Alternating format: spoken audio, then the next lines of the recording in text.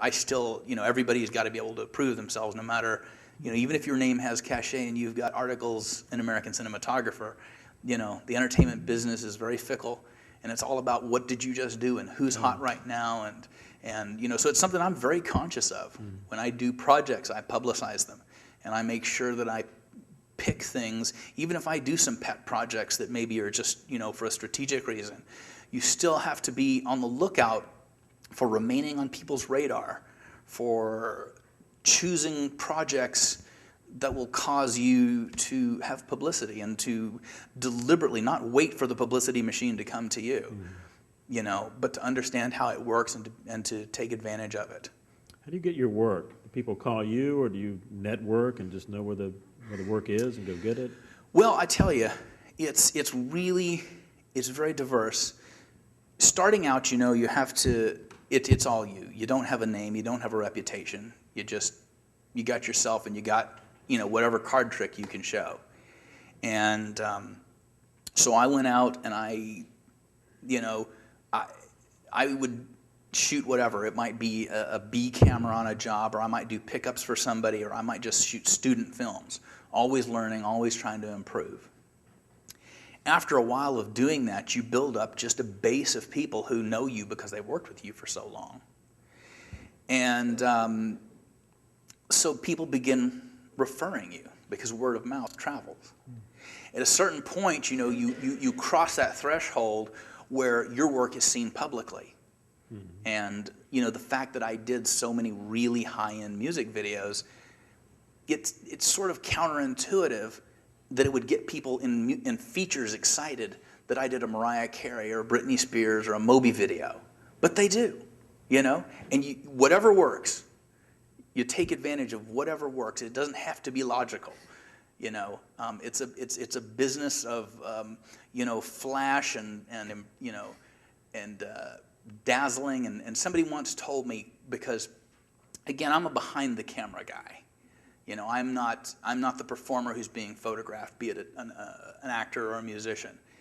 But I'm one of the guys behind the camera who's capturing this and creating a look and evoking a mood. And so I felt a little bit. It's funny, you keep having these epiphanies all through your career, and each one of them is sort of one of those duh moments because it's just so obvious in retrospect. But one of the things that somebody told me once, because it was one of those things that I was not particularly inclined to affect a certain appearance, in terms of, the way I dressed. I might have been up here with a Rolling Stones t-shirt or what have you. But it was brought to my attention that it's show business. And you're in the show, whether you like it or not, all the time. That explains the hat. Yeah. My nod to my Texas heritage. But you want to be memorable, And it's funny because I'm a really shy person by nature. When I was in school, I would fade back into the crowd of the artistic and bright kids, and was very, very timid. And but you realize that timidity and that and even not necessarily timidity, but just sort of. And it's interesting talking to people like Chris Sod, who I can identify with. Something that I think people who are from the South have is a mild-mannered quality, a politeness, a fact that, a genteel sort of quality. And it goes against your nature to insert yourself as bigger than life, to grab the spotlight.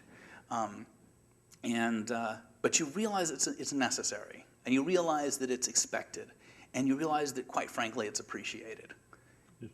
But it is about timing too, because you don't always want to be just like, look at me, look at me, look at me. Right.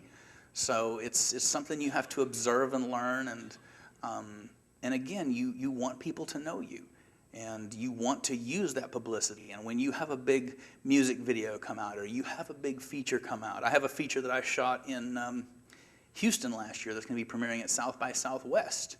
And barring a work obligation, I'm going to be there at that premiere, meeting and greeting people, being seen, and it's all part of it. It's all part of it. You can't ever, I tell you, I won an MTV VMA award, which is the little moon man, for cinematography on Moby.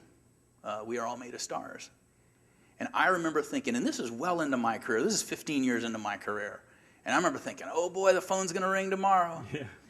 No, it did not. And the thing that astonished me, I talked to my agent and I said, yeah, are people asking about this?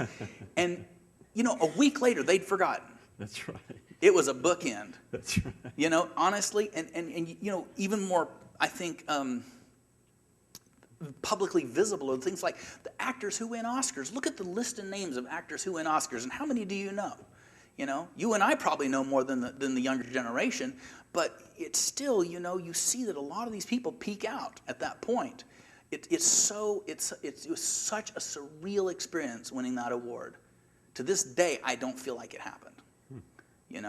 And part of it, I think, is because I do it for the passion. I do it for the right reasons. Even though I talked to you earlier about money, and I talked to you about how important being financially aware is. This is a business where you are subject to absolutely unfathomable whims and caprices with respect to the business environment, with respect to your collaborators, and you have to love it.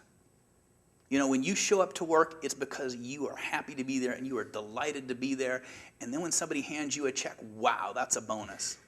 And I've never forgotten that. And that kind of, connects back to the people I told you about who I'd seen who were jaded.